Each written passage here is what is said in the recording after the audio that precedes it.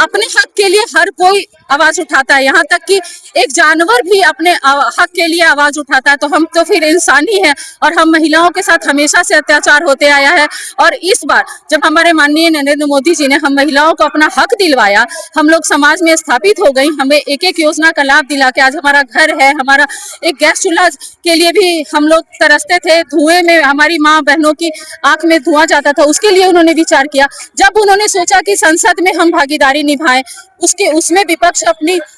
ओछी